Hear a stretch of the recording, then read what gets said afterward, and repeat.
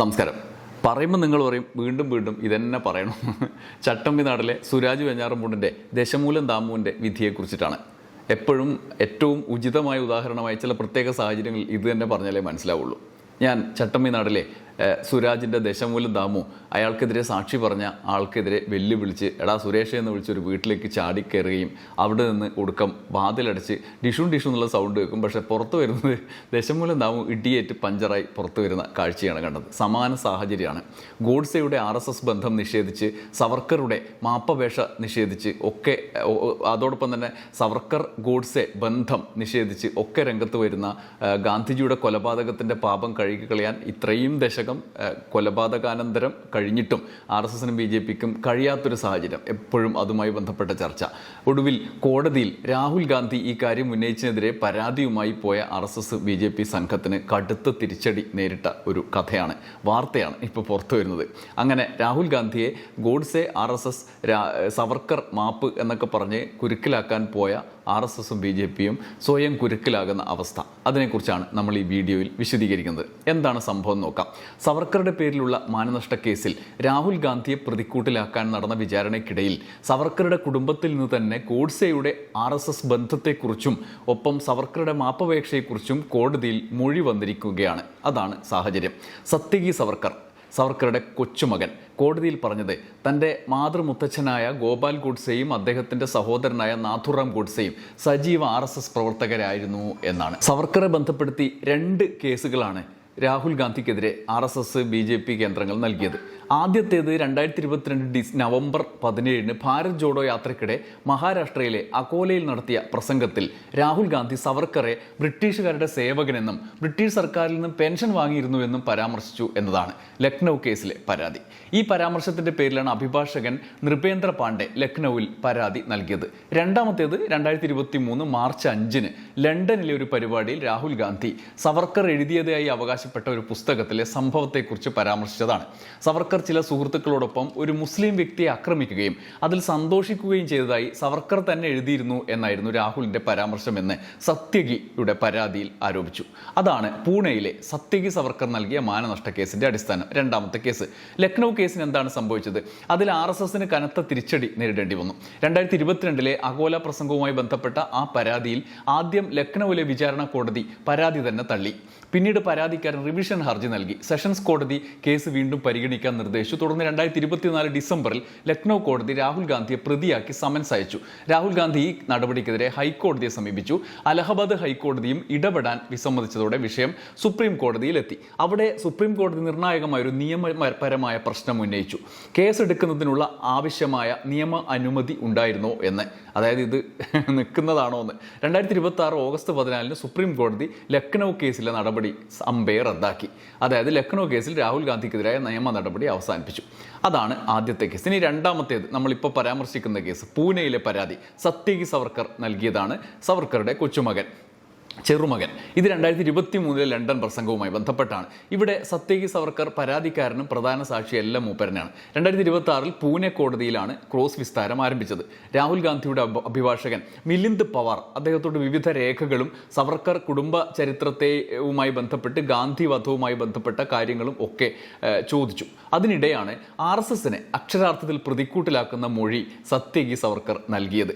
എന്താണ് കോടതിയിൽ നടന്നത്? മഹാത്മാഗാന്ധിയെ വെടിവെച്ചു കൊന്ന നാഥുറാം ഗോഡ്സെ രാഷ്ട്രീയ സ്വയം സേവക് സംഘടനയിലെ സജീവ അംഗമായിരുന്നുവെന്ന് സവർക്കറുടെ ഈ കൊച്ചുമകൻ അവിടെ വിശദീകരിച്ചു. അവർ ഗാന്ധിയെ വധിച്ചത് ഗോഡ്സെ ഒറ്റയ്ക്കാണെങ്കിലും കൊലപാതക ഗൂഢാലോചനയിൽ മറ്റു ചിലരുടെ പങ്കുകൂടി നേരത്തെ കണ്ടെത്തിയതാണ്. അന്നത്തെ സർക്കാർ കുറ്റം ചുമത്തിയവരിൽ സവർക്കറും ഉൾപ്പെട്ടിരുന്നു. ഏഴാം പ്രതിയായിരുന്നു. VD സവർക്കറുടെ സഹോദരൻ നാരായൺ സവർക്കറുടെ മകനായ അശോക് സവർക്കറുടെ മകനാണ് സത്യകി. സത്യകിയുടെ അമ്മ ഹിമാനി സവർക്കർ നാഥുറാം ഗോഡ്സെയുടെ സഹോദരൻ ഗോപാൽ ഗോഡ്സെയുടെ മകളാണ്. മൊത്തത്തിൽ കുടുംബമാണ്. മഹാത്മാഗാന്ധിയുടെ വധവുമായി ബന്ധപ്പെട്ട് അറസ്റ്റിലായവരിൽ സവർക്കർ, നാഥുറാം ഗോഡ്സെ, ഗോപാൽ ഗോഡ്സെ എന്നിവരൊക്കെ ആ പ്രതിപ്പട്ടികയിൽ ഉണ്ടായിരുന്നു. കേസിൽ സവർക്കറെ കോടതി വെറുതെ വിട്ടപ്പോൾ നാഥുറാം ഗോഡ്സെയും ഗോപാൽ ഗോഡ്സെയും ശിക്ഷിച്ചു. നാഥുറാം ഗോഡ്സെയ്ക്ക് വധശിക്ഷയും ഗോപാൽ ഗോഡ്സെയ്ക്ക് ജീവപര്യന്തം തടവും കിട്ടി. തൻ്റെ മുത്തശ്ശൻ ഗോപാൽ ഗോഡ്സെയും അദ്ദേഹത്തിൻ്റെ സഹോദരൻ നാഥുറാം ഗോഡ്സെയും സജീവ RSS പ്രവർത്തകർ തന്നെയായിരുന്നു എന്നാണ് സത്യകി കോടതിയിൽ മൊഴി നൽകിയത്. രാഹുലിനെതിരെ നൽകിയ അപകീർത്തി കേസ് ഫലത്തിൽ സവർക്കറുടെ ഈ കൊച്ചുമകൻ്റെ RSSനെതിരെ സർക്കാരിനെതിരായ വെളിപ്പെടുത്തലായി മാറിയതാണ് കഴിഞ്ഞ ദിവസം നമ്മൾ കണ്ടത്. ഗാന്ധി വധത്തിൽ VD സവർക്കറുടെ ചരിത്രപരമായ പങ്കിനെക്കുറിച്ചുള്ള ചർച്ചകൾ വീണ്ടും പൊതുമണ്ഡലത്തിലേക്ക് കൊണ്ടുവരികയും ചെയ്തു ഈ മൊഴി. MLA-മാരുടെയും MP-മാരുടെയും കേസുകൾ കൈകാര്യം ചെയ്യുന്ന പൂനെയിലെ പ്രത്യേക കോടതി ജഡ്ജി അമോൽ ഷിന്ദെയുടെ മുമ്പാകെയുള്ള വിസ്താരത്തിനിടയിൽ ഗോഡ്സെ കുടുംബവും സവർക്കർ കുടുംബവും ബന്ധുക്കളാണെന്നും സവർക്കറും ഗാന്ധി വധത്തിൽ പ്രതിയായിരുന്നുവെന്നും ആണ് സത്യകി പറയുന്നത്. രാഹുൽ ഗാന്ധിയുടെ അഭിഭാഷകൻ മിലിന്ദ് പവറിന്റെ ക്രോസ് വിസ്താരത്തിനിടയിൽ ഗാന്ധി വധത്തിലെ പ്രതികളുടെ പേരുകൾ അദ്ദേഹം കൃത്യമായി പറയുകയും ചെയ്തു. ഒന്നാം പ്രതി നാഥുറാം ഗോഡ്സെ, രണ്ടാം പ്രതി നാരായൺ ആപ്തെ, മൂന്നാം പ്രതി വിഷ്ണു കർക്കറെ, നാലാം പ്രതി മദൻലാൽ പഹ്വ, അഞ്ചാം പ്രതി ശങ്കർ ക്രിസ്റ്റയ്യ, ആറാം പ്രതി ഗോപാൽ ഗോഡ്സെ, ഏഴാം പ്രതി വിനായക് ദാമോദർ സവർക്കർ, എട്ടാം പ്രതി ഡോക്ടർ DS പച്ചൂർ എന്നിങ്ങനെയാണ് എന്നും അദ്ദേഹം കോടതിയിൽ വിശദീകരിച്ചു. ഈ പ്രതികളിൽ നാഥുറാം ഗോഡ്സെയ്ക്കും നാരായൺ ആപ്തേക്കും വധശിക്ഷ വിധിച്ചു എന്നത് സത്യമാണ്. ഗോപാൽ ഗോഡ്സെയ്ക്ക് ജീവപര്യന്തം തടവ് ശിക്ഷ വിധിക്കുകയും ശിക്ഷാ കാലാവധി പൂർത്തിയാക്കിയ ശേഷം പൂനെയിൽ താമസിക്കുകയും ചെയ്തു. അദ്ദേഹം ഏകദേശം 35 വർഷത്തോളം പൂനെയിൽ താമസിച്ചു, അവിടെ തന്നെ മരിച്ചു. പൂനെയിൽ താമസിക്കുന്ന കാലയളവിൽ ഗോപാൽ ഗോഡ്സെ പത്രങ്ങളിൽ ലേഖനങ്ങളും പുസ്തകങ്ങളും എഴുതിയിരുന്നു. സത്യകി ജഡ്ജിയോട് വിശദീകരിക്കുകയാണ്. അപ്പോൾ ആദ്യ ഭാഗമാണിത്. സത്യകിയുടെ തുറന്നു പറച്ചിലിൻ്റെ അദ്ദേഹത്തിൻ്റെ അഭിഭാഷകൻ ഇടപെട്ടു. കാരണം ഇത് കുഴപ്പവും നമുക്ക് തിരിച്ചടിക്കുമെന്ന് അദ്ദേഹത്തിന് മനസ്സിലായി. ഈ മാനനഷ്ട കേസിന് മഹാത്മാഗാന്ധിയുടെ മരണവുമായോ RSSുമായോ ഒരു ബന്ധവുമില്ലെന്ന് അഭിഭാഷകൻ ഇടപെട്ട് ചൂണ്ടിക്കാണിച്ചു. നീ മോനെ ഇത്രയൊന്നും പറയണ്ട, സംഭവം നമുക്ക് തന്നെ കുരുക്കലാവും, അധികം സംസാരിക്കേണ്ട, ഗാന്ധി വധമൊന്നും ഇവിടെ പറയണ്ട എന്നാണ് ഉദ്ദേശിച്ചിട്ടുണ്ടാവും. പിന്നീട് അദ്ദേഹം സവർക്കറെ വിചാരണ കോടതി കുറ്റവിമുക്തനാക്കിയ കാര്യവും ഒക്കെ വിശദീകരിക്കുന്നുണ്ട്. യഥാർത്ഥത്തിൽ സവർക്കറെ കുറ്റവിമുക്തനാക്കി എങ്കിലും അതിനുശേഷം കപൂർ കമ്മീഷൻ സവർക്കർക്കെതിരായി ഈ ഗാന്ധി വധം പിന്നീട് അന്വേഷിച്ച കമ്മീഷൻ സവർക്കർക്കെതിരായി തെളിവുകൾ കണ്ടെത്തുകയും വിചാരണ സമയത്ത് അത് കോടതിയിൽ എത്താതെ അട്ടിമറിക്കപ്പെട്ടതുമടക്കം ചൂണ്ടിക്കാണിച്ചിരുന്നു. ഈ ബലത്തിലാണ് പിന്നീട് സവർക്കറെ വിശുദ്ധനാക്കാൻ സംഘപരിവാർ രാഷ്ട്രീയ കേന്ദ്രങ്ങൾ നിരന്തരം പ്രയത്നിച്ചതും ഗാന്ധിജിക്ക് മുകളിൽ സവർക്കറെ പ്രതിഷ്ഠിക്കാൻ ഇപ്പോൾ ശ്രമിച്ചുകൊണ്ടിരിക്കുന്നതും. ഗാന്ധിയെ വധിക്കാൻ ശ്രമിച്ച ഗൂഢാലോചന കേസിൽ 7ാം പ്രതി എന്നതുപോലെ തന്നെ ഇന്ത്യൻ സ്വാതന്ത്ര്യ സമരത്തിൽ ബ്രിട്ടീഷുകാർക്ക് മാപ്പെഴുതി കൊടുത്ത് ചരിത്രം രചിച്ച് ജയിൽ മോചിതനായി ബ്രിട്ടന് ബ്രിട്ടൻ ആഗ്രഹിച്ചതുപോലെ അല്ലെങ്കിൽ നിർദ്ദേശിച്ചതുപോലെ പിന്നീട് പ്രവർത്തിച്ചു എന്ന ആരോപണവും ഗുരുതരമാണ്. അതിൻ്റെ തുടർച്ചയായിട്ടാണ് രാഹുൽ ഗാന്ധി ഈ കേസിൽ പറയുന്ന ബ്രിട്ടനിൽ നിന്ന് അല്ലെങ്കിൽ ഗവൺമെന്റിൽ നിന്ന് പെൻഷൻ വാങ്ങിച്ചിരുന്നു എന്നുള്ള പരാമർശം നടത്തിയത്. ഇവിടെയാണ് ഇത് രണ്ടും ഒരുപോലെ സത്യകിയുടെ മൊഴിയിൽ കടന്നു വന്നത്. ഒന്ന് സവർക്കറുടെ RSS ബന്ധം, രണ്ടാമത്തേത് ബ്രിട്ടീഷ് സർക്കാരിന് കത്തെഴുതി കൊടുത്ത അതിനുശേഷം മോചിതനായ കാര്യം. മാപ്പെഴുതി എന്നുള്ള ആഖ്യാനത്തെ അദ്ദേഹം സത്യകി സ്ഥിരീകരിക്കുന്നത് ഇങ്ങനെയാണ്. ആൻഡമാനിലെ സെല്ലുലാർ ജയിലിലായിരുന്നപ്പോൾ സവർക്കർ 5 തവണ ദയാഹർജികൾ സമർപ്പിച്ചിരുന്നു എന്നത് സത്യമാണ്. സവർക്കർ മാത്രമല്ല, നിരവധി രാഷ്ട്രീയ തടവുകാരും ബ്രിട്ടീഷ് സർക്കാരിന് സമാനമായ അപേക്ഷകൾ അയച്ചിട്ടുണ്ട്. സവർക്കർ ദ്വിരാഷ്ട്ര ആശയം മുന്നോട്ട് വെച്ചതായി ചില ചരിത്രകാരന്മാർ ആരോപിക്കുന്നു. അത് ശരിയല്ല. ദ്വിരാഷ്ട്ര തർക്കത്തെക്കുറിച്ച് സവർക്കർ വസ്തുതാപരമായ അഭിപ്രായങ്ങളാണ് പറഞ്ഞത്. യഥാർത്ഥ ആശയം സർ സയ്യിദ് അഹമ്മദ് ഖാൻ നിർദ്ദേശിച്ചതാണ്. പശുവിനെ ഒരിക്കലും ദൈവമായി പരാമർശിച്ചിട്ടില്ല, അത് ഉപയോഗപ്രദമായ ഒരു മൃഗമാണ് എന്നാണ് പറഞ്ഞത് എന്നും സത്യകി അദ്ദേഹത്തിൻ്റെ വ്യക്തിത്വത്തിൻ്റെ മികവിനെ കുറിച്ച് പറയുമ്പോൾ പറഞ്ഞു. രണ്ടാം ലോക മഹായുദ്ധകാലത്ത് ബ്രിട്ടീഷ് സൈന്യത്തിലേക്ക് റിക്രൂട്ട്മെന്റിനായി സവർക്കർ അപേക്ഷിച്ചത് സംബന്ധിച്ചും സത്യകി വിശദീകരണം നൽകി. രണ്ടാം ലോക മഹായുദ്ധകാലത്ത് ബ്രിട്ടീഷ് സൈന്യത്തിലേക്ക് റിക്രൂട്ട്മെന്റിനായി സവർക്കർ അപ്പീൽ നൽകി എന്നത് ശരിയല്ല. സവർക്കറുടെ യഥാർത്ഥ പങ്കിനെക്കുറിച്ച് മനസ്സിലാക്കാതെയാണ് ഇത്തരം ആരോപണങ്ങളെന്നും അദ്ദേഹം വിശദീകരിച്ചു. RSS ഔദ്യോഗികമായി ഗാന്ധിവധത്തിൽ സംഘടനയ്ക്ക് പങ്കില്ലെന്ന നിലപാട് ആവർത്തിച്ചുകൊണ്ടേയിരിക്കുന്നുണ്ട്.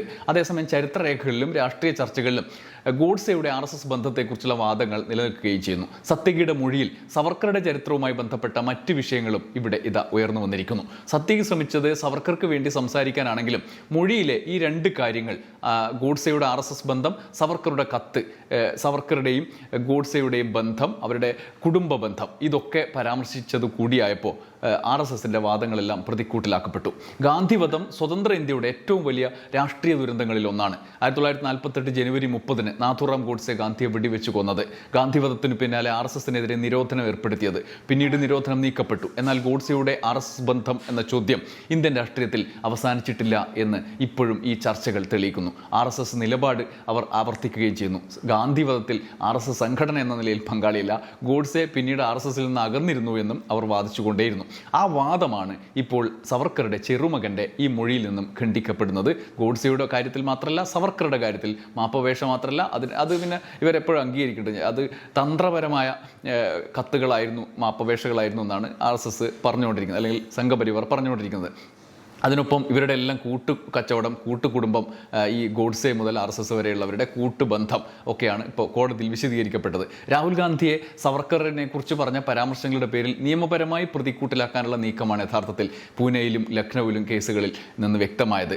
RSSും BJP സംഘപരിവാർ സംഘടനകളും കോടതിയിൽ രേഖകളും മൊഴികളും ഒക്കെ അവരെത്തിച്ചു. പക്ഷേ ലക്നൗ കേസിൽ സുപ്രീം കോടതി നടപടികൾ തന്നെ റദ്ദാക്കി. പൂനെയിലെ കേസിൽ ഇപ്പോൾ സത്യകിയുടെ മൊഴി കൂടി പുറത്തു വന്നതോടെ പുതിയൊരു കുരുക്ക് RSSന് BJPക്ക് വന്നിരിക്കുന്നു. ഗാന്ധിവധം, ഗോഡ്സെ, RSS, സവർക്കർ എന്ന പഴയ ചരിത്ര കഥനം വീണ്ടും പൊതുചർച്ചയിലേക്ക് വന്നു. രാഹുലിനെ കുരുക്കാൻ തുറന്ന കോടതി വേദി ഒടുവിൽ RSSന് സ്വയം ചാടിയ കിണറായി മാറുന്ന സാഹചര്യം. പഴയ ചരിത്രത്തിലെ ചോദ്യങ്ങളെ വീണ്ടും അഭിമുഖീകരിക്കേണ്ടി വരുന്നു, വിശദീകരിക്കേണ്ടി വരുന്നു എന്നുള്ളതാണ്. നമുക്ക് കാത്തിരുന്ന് കാണാം ഇത് ഏത് മട്ടിൽ രാഷ്ട്രീയത്തിൽ ചർച്ച ചെയ്യപ്പെടും എന്ന്. നന്ദി, നമസ്കാരം.